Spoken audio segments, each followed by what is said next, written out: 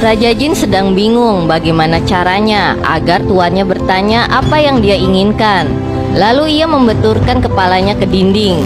Kemudian si anak gagap keluar dari ruangan dan bersiap untuk pergi bersekolah.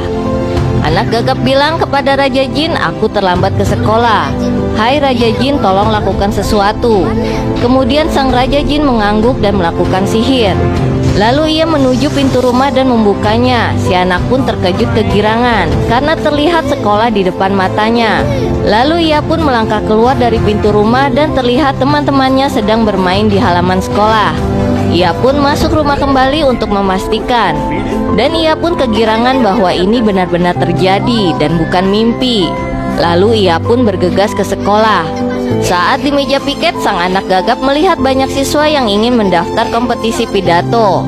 Lalu ia berkata kepada Raja Jin ia ingin namanya masuk di daftar itu. Lalu sang Raja Jin pun mulai membantunya. Festival sekolah pun dimulai. Sang guru membukanya di atas panggung. Tidak lama kemudian, sang anak gagap dan Raja Jin memasuki ruangan tersebut. Ia pun berlari ke tengah penonton dan bertolak pinggang. Kemudian si anak gagap pun melangkah ke depan dan mencari kursi kosong. Tidak lama kemudian ibu dari si anak gagap pun datang dan mulai memasuki ruangan persis seperti mimpi si anak gagap sebelumnya. Kemudian sang guru memanggil Tiru untuk naik ke atas panggung mengikuti lomba pidato. Mendengar nama anaknya yang dipanggil, sang ibu pun heran. Lalu si anak gagap pun naik ke atas panggung dengan percaya diri bahwa ia akan berhasil berpidato seperti dalam mimpi sebelumnya. Tapi si ibu khawatir saat anaknya berdiri di atas panggung.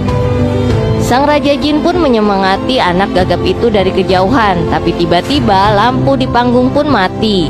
Tapi sang Raja Jin pun menyalakan lampu di panggung kembali. Lalu sang anak gagap pun mulai berpidato di atas panggung. Ibunya pun kaget mendengar si anak gagap tersebut berpidato. Tapi tiba-tiba ia pun terhenti dan anak-anak di ruangan itu tertawa. Seketika gagapnya kembali datang dan sang Jin hanya melihatnya. Lanjut ke part selanjutnya ya. Lanjut part 8.